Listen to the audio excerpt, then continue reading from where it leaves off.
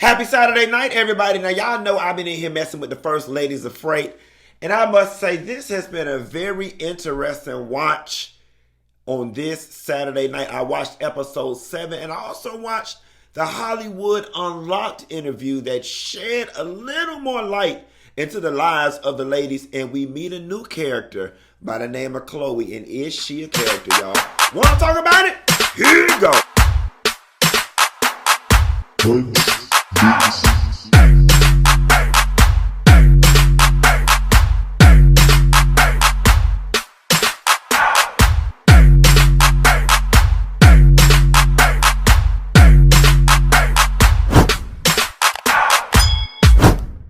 Girl, if you anything like me, you were looking forward to seeing Tiana's journey to prison, to the Shawshank Redemption.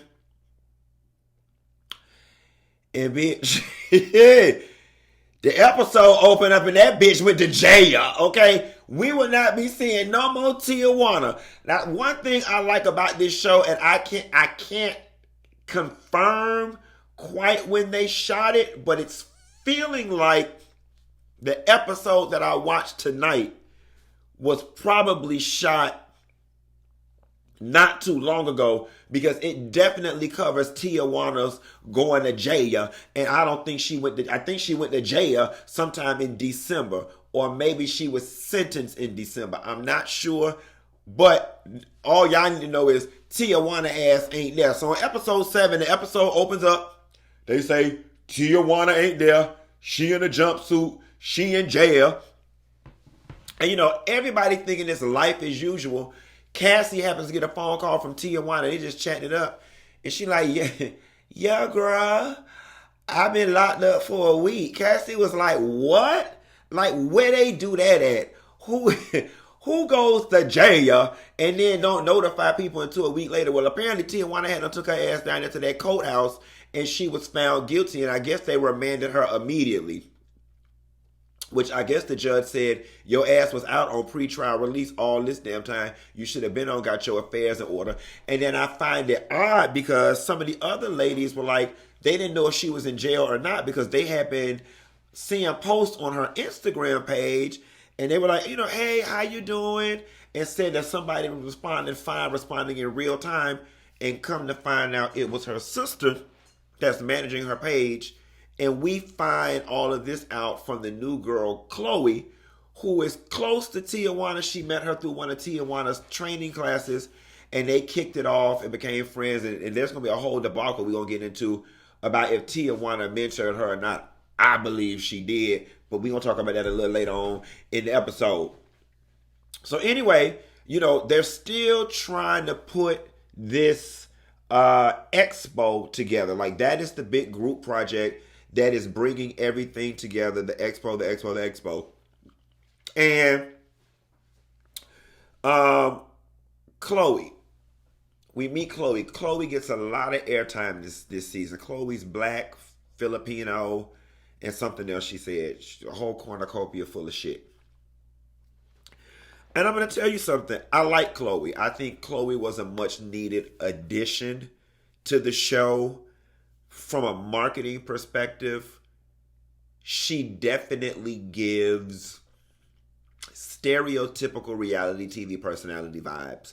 And I don't say that in a negative connotation, but she's like the one that's like, hi, I'm here. I got my bad bitch starter kit, which is my bundles. I got my heels. I'm not going to throw a BBL on her because I don't know if she got one. But it's just giving all of that. It's like giving like Instagram, girl. Instagram is giving, she could easily have been on Love and Hip Hop or any of those franchises. It's giving typical LA party girl. You know what I'm saying? But, you know, with all due respect, she is about her business. She's a dispatcher. And she's letting it be known, like, there's a lot of money that could be made in the dispatch world. And as of now, she's the only link that we got to Tiana, who was locked up in prison. And Tiana got 3 years and some change. Cassie and Khloe meet at the venue. And is it me? Or did y'all get the impression that Khloe knows a lot more than she's giving off. You know what I'm saying? And I get it. I get being loyal, not wanting to spill nobody tea, not confirming or denying any additional information, just figuring out what the next person knows and kind of ride with it. But I feel like Khloe knows a hell of a lot more about Tiana's situation, seeing as though that they were close friends, than she's letting on. But that's right, that ain't none of the group's business. So the other ladies meet up at the venue with Cassie, and Cassie drops the news to the other girls that Tiana is in jail. And that's Shanti is the one who brings up the fact that, okay, I've been talking to her on Instagram, so on and so forth. We get through all of that. Then they discuss her sentencing. What I like about this show, and what we later find out in the Hollywood Unlocked interview, is that these ladies have kind of built their own rotating ecosystem of commerce. You know what I'm saying? Like, Shanti's going to run Tiana's trucks. Khloe's going to do the dispatch. They're going to, when Khloe onboards her new people, she's going to do it through Michelle's company, and Shanti and Cassie are already sending their people to Michelle, and it's just this perfectly well-oiled machine that truly works. Now, I hope in 3 years when we get out, when Tiana get out, she don't have to dive on Shanti ass because Shanti ain't send that lady kids that damn money, or she didn't put it in an account. Keep all the good receipts, Shanti, and send that lady all her damn money, because we know you and your husband over there living high on the hog. Do not Bernie Madoff this lady, okay? Do not Bernie. See, what y'all should have did was brought one of her sisters in, okay, to make sure that Tiana stuff was satisfied. But then again, Tiana, you in prison, bitch, you get what the fuck you get, okay? The episodes are really short, guys, so it's not a whole lot to talk about. They kept trying to make this a thing about if Khloe felt okay, stepping in Tiana's place, and how would Tiana feel. And here's the thing. Tiana don't have the luxury of feelings. The bitch is in solitary confinement. What the hell? Why is that even a conversation? Why is it even a conversation? Tiana doesn't even have the ability to participate. So what she thinks and what she feels is totally irrelevant. And speaking of being unable to participate, the ladies went down and sat down with Jason Lee and did a Hollywood Unlocked interview. It was about a 45-minute interview, y'all, which was really cool. Now, see, I'm going to tell you one thing that I did, or I was thinking about this show. As I was watching it, I was like, they don't exploited the hell out of Tiana business, but we don't know shit about Cassie. I don't like that.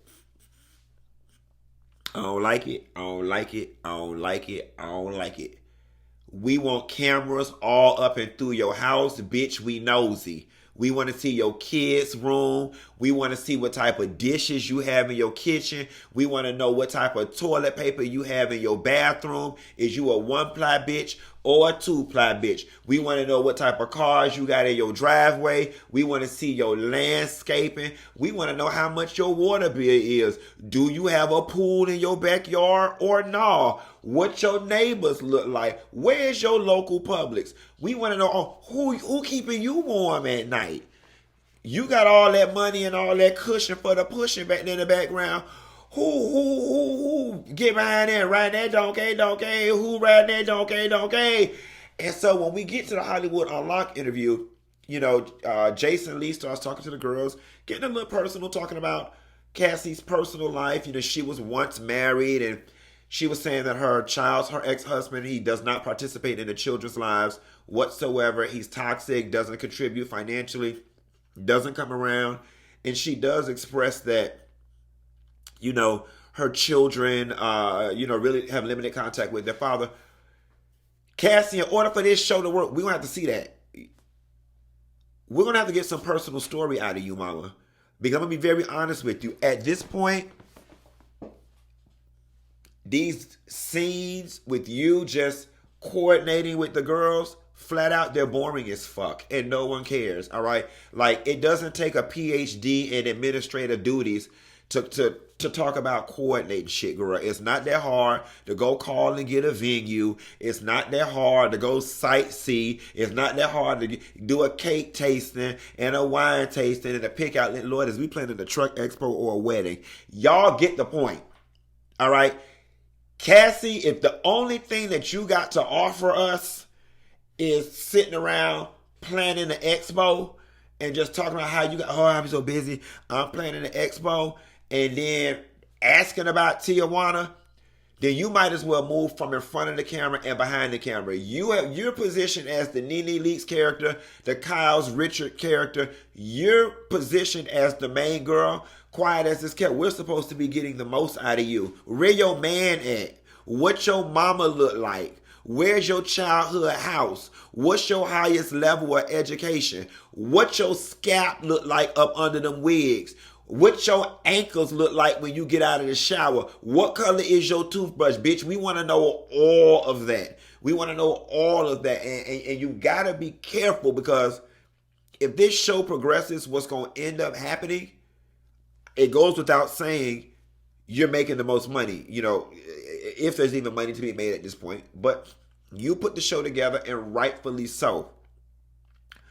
But what you're going to fuck around and create is a dynamic where the people up under you are going to begin to feel like they're doing all the heavy lifting, and they're going to come to resent you. I have seen it too many times, baby. So you need to dig into your bag of tricks and let us know what parts of your business is off limits and what part are you going to exploit for our entertainment value.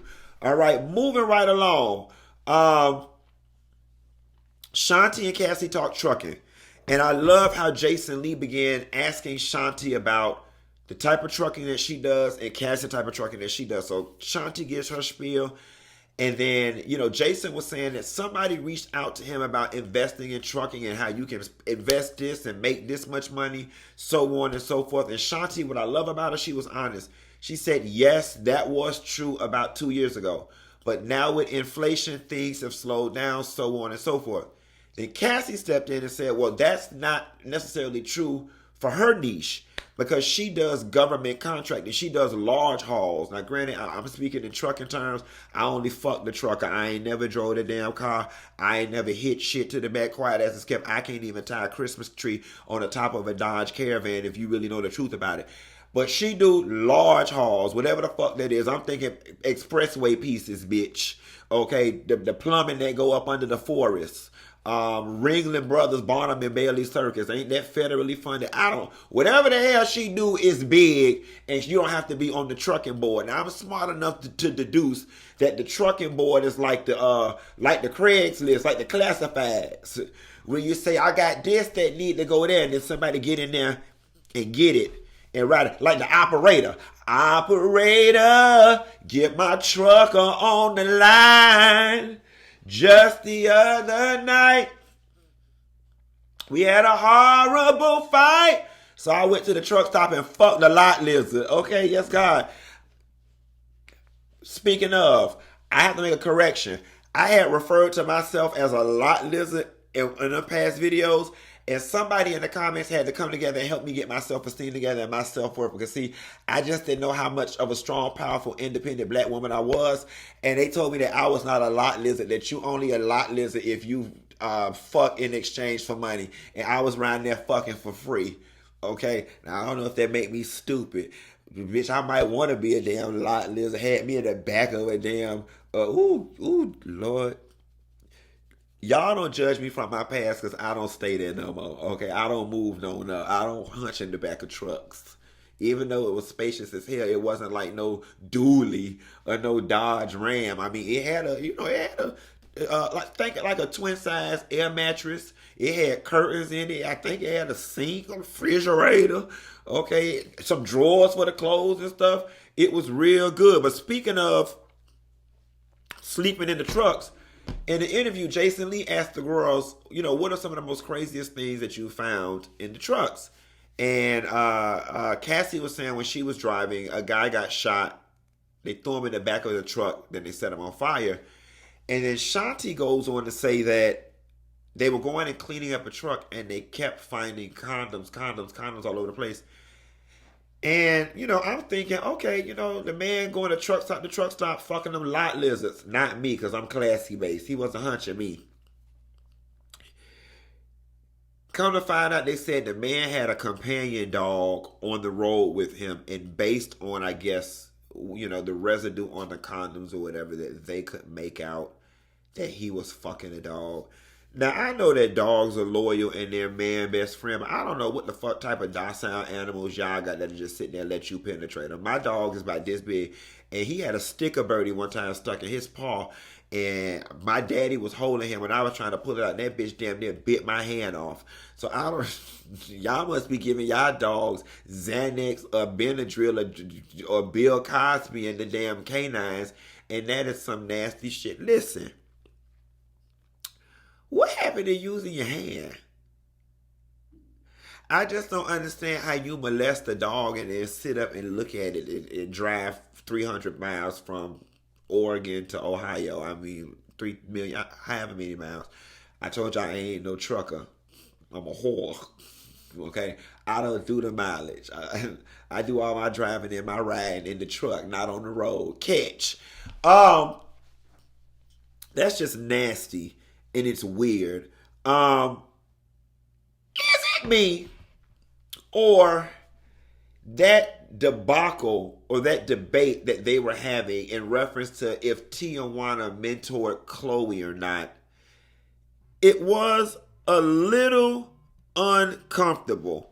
It was uncomfortable for me because I felt as if Khloe was just going out her way.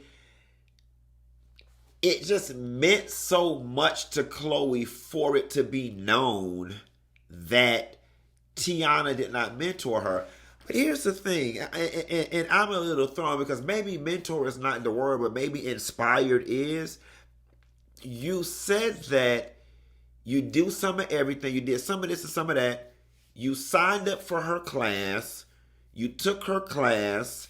You were very vocal in the class. Y'all hit it off very well and became friends. Okay, so maybe y'all did not have a mentor-mentee relationship and maybe y'all had a friendship, but I would imagine if you took her class, that meant you knew nothing about the business and then you befriended her. I'm pretty sure knowledge was poured and passed while y'all was eating Red Lobster. So, are we playing a game of semantics here? Are we splitting hairs? Because it feels like she taught you the game. Or helped you out. Or gave you pieces of the game that you didn't know. And I just don't like the fact that it felt like you were going out your way to deny it. I mean, I got it out the mud. I learned on my own. Okay, bitch, you ain't getting no extra pennies at the end of your check, whether you a mentor or got it on your own. So I'm just not understanding why that's the hill you're choosing to die on. We move on and we find out Michelle has a biracial son, and they bring up the fact that he's a Trump supporter. He has a white dad. And Michelle was like, he plays tennis. We're not going to talk politics. I'm trying to get him an NIL deal. And then it felt like she had to come to her son's defense and say, basically he was raised a certain way. He doesn't quite, understand, racism and privilege and all these different things. And Michelle, as much as I like you, because I like you a lot, you're actually my favorite character on the show, that's 100% your failure. That is 100% your failure. Unfortunately, especially for a male child, they do not get the privilege of walking around talking about they goddamn biracial. You're black, okay? Because the world is going to treat you as black. And the simple fact that he's got a black mama and he does not understand the plight of black people to the point by which he would be a Trump supporter, that's a little concerning for me. And not to conflate or imply that all, black people can't support Trump. You know what I'm saying? But it's pretty reasonable to assume that a lion's share of people, black people who support Trump, are misinformed or, delusional, have a level of self-hate, don't quite understand all the nuance of systematic oppression and racism. That was the thing she said. She said he doesn't quite understand systematic oppression. Well, he should. Because his mama has to operate under the weight of that system every day. So why doesn't he understand it? And why doesn't he have a first-hand understanding of it? That's where you drop the ball, mama. I don't care how you slice it and dice it. I don't give a damn how you feel about it. That's your failure. And then it probably don't make it no better that he about got a white daddy over there pumping his mind full of shit, but without realizing that he cannot navigate this world with the same privileges of his white daddy. And your son has to know and see that he's living in a place of delusion. See, I don't figure it out what it is. By proxy, he don't got a taste of some of that white privilege, and he think he black like this and not like this. But oh, buddy, you just keep on living like my grandma saying. The world gonna quickly show his ass he black like this. Okay, I'm gonna get up off this lady's son.